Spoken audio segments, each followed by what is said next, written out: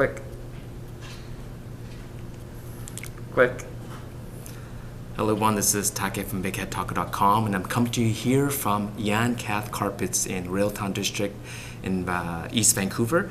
I've filmed a couple of videos here before, and Jenny and the team are very kindly allowed me to use here to do another video, and this is my final conclusion, full review on the Pentax Q system, as well as very specifically the Pentax Q-S1. Now, I did a fun video with AJ last week. There wasn't a lot of content in there, as some had complained, so I apologize for that. A lot of it was just talking with AJ and sort of why he likes using this camera, but this will be a little bit more of a full review. Not a lot of information on the internet. There's not a lot of buzz around this camera because it's a kind of a quirky camera. I found that even DP Review on the Q-S1 incorrectly in the description said that this is a 5.6 times crop factor, which is not true. The Q and the Q10 was 5.6. This one has the larger 1/1.7 inch sensor, which makes it a 4.6 inch crop, 4.6 times crop.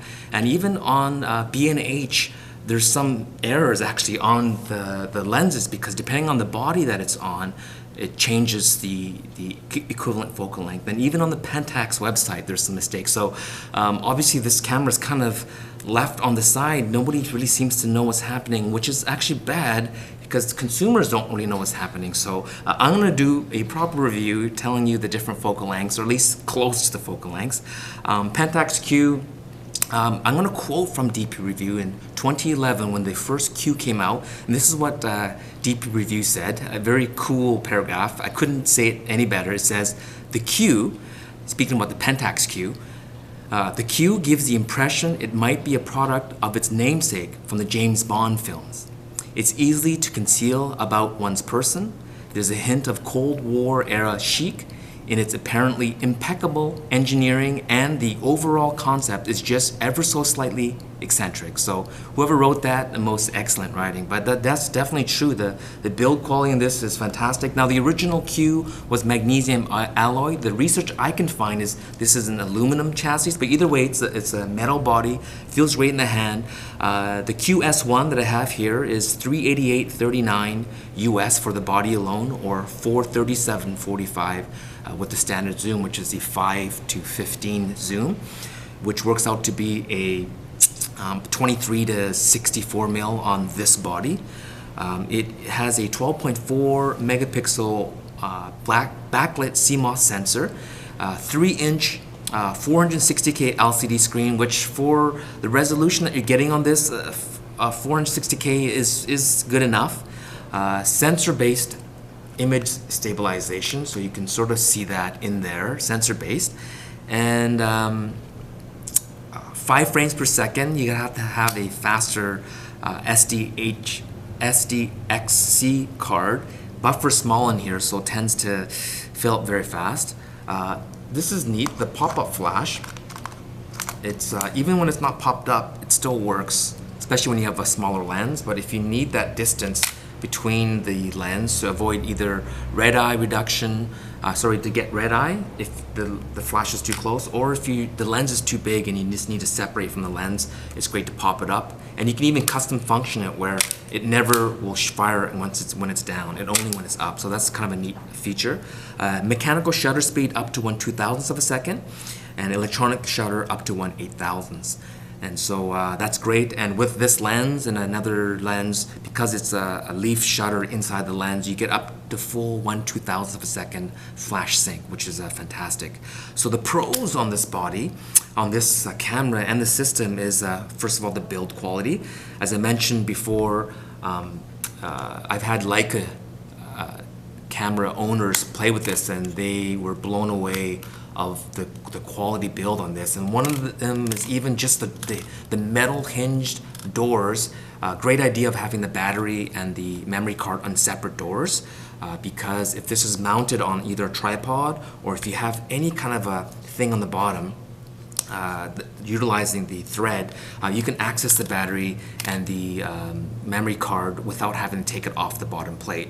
And speaking of bottom plate, the tripod thread is directly centered to the mount. So if you're doing any kind of a shooting where you're pivoting the lens to make sure, like for instance, you're stitching together a panoramic image, you want that thread directly centered. So these two things that even higher end cameras, even Leicas and other brands, they tend to put that off to the side. The memory and the battery is on the bottom and it shares the same compartment. This is very well thought out for a camera of this size. So that's a great thing.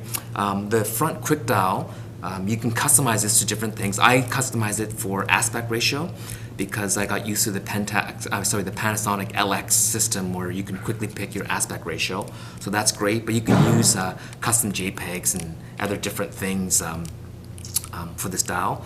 Compact size, of course. This is the smallest, the XT10 with the pancake, the 27mm pancake, and it still dwarfs the size of this system. So other than the fact that it's a pancake lens. So this is very compact. If you are a skateboarder, bike rider, and you want an ILC, an interchangeable lens camera system, it doesn't get much tinier than this. Great looking, tons of custom. If you go to B&H, you can see, I think there's about 40 different color combos of skin and body color. Green and brown, brown and green, red and gray, pink and whatever it is. And you can also, in certain countries, you can customize the color. So if you're very fashionable and you love that a camera is an accessory, like any other fashion accessory, watches, purses, scarves, ties, whatever, this is a great fashion forward kind of statement if that's what you want to use your camera for. I won't judge anyone that buys a camera just for its looks, because myself personally, I love how certain cameras look. So that's great for that. SD, XC cards, and DNG RAW. It doesn't have a proprietary RAW system. So if you have, I have CS5, the older Adobe Photoshop, and easily opens this up because it's using the standard DNG RAW file. So if you want to squeeze more resolution out of this, this is a great, I'm happy that Pentax used the DNG. And the operating system, if you shoot with Pentax, it has a lot of the same features, the operating system in here. So if you shoot like a K5 or whatever, and you want a small companion, now the mount is different, but shooting this, you'll feel right at home. Cons. Get rid of this wireless. Now, some people thought that this is a hand grip. It never made sense to me because, you know, aesthetically it makes sense. It looks beautiful, balanced with the other side, but this is actually an infrared sensor for like a remote release, and I bet you that 99% of people that buy this camera will not buy the remote. So why take up this much space, create a feature that most people won't ever use? Instead, they should create a second custom knob here and just have Wi-Fi like everybody else, and let the phone, your smartphone, act as a trigger, act as a way of transferring images. This camera like this, that's sort of quirky and cute, it needs Wi-Fi. So hopefully in the next iteration they will add Wi-Fi to this camera.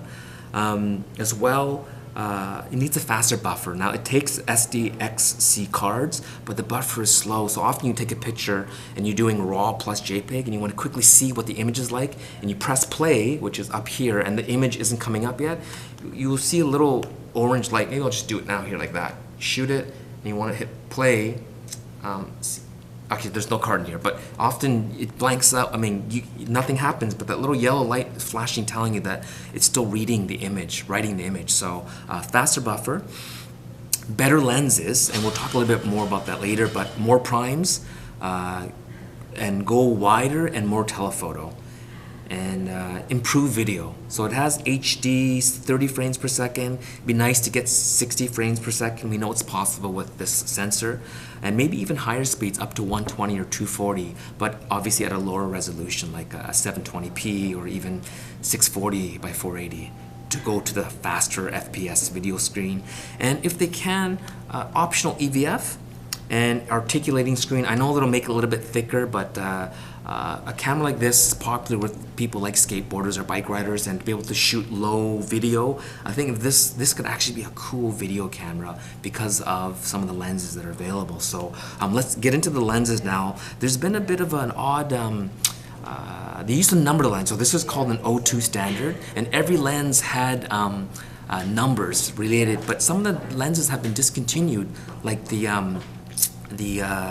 prime lens, the standard prime, is now gone, and I don't know what number that was, but a lot of these lenses, the newer ones, don't even have a number on it. So first of all, I'll list the lenses that I like the most, and then the ones that I like the least. Not like the least, but anyways, from the best to the ones that I think are just okay. But the fisheye, the 3.2 mil f5.6 fisheye, it is on the Q-S1 and the Q7 body, it works out to a 14.72 mil lens, which is fantastic.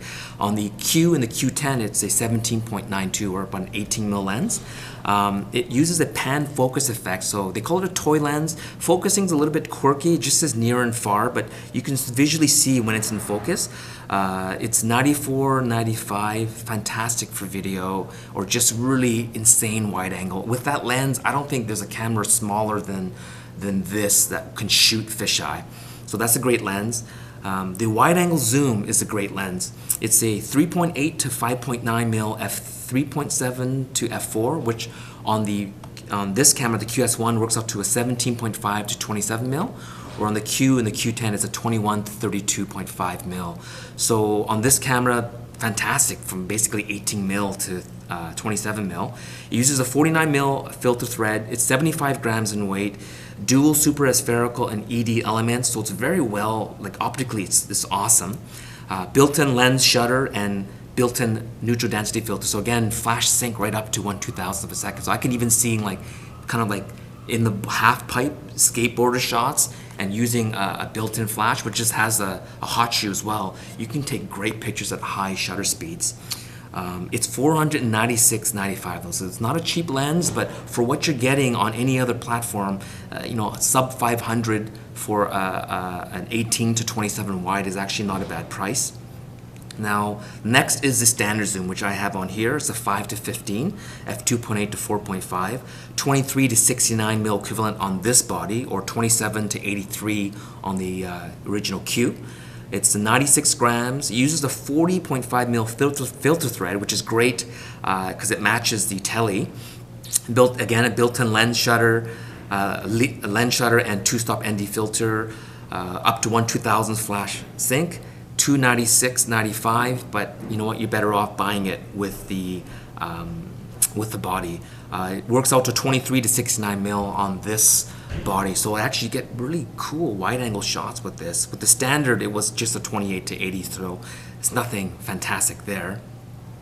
Now the final lens, it's not for me as a street photographer, but if you like to shoot telephoto in the most compact size, this is a very interesting lens. It's the number 6 lens.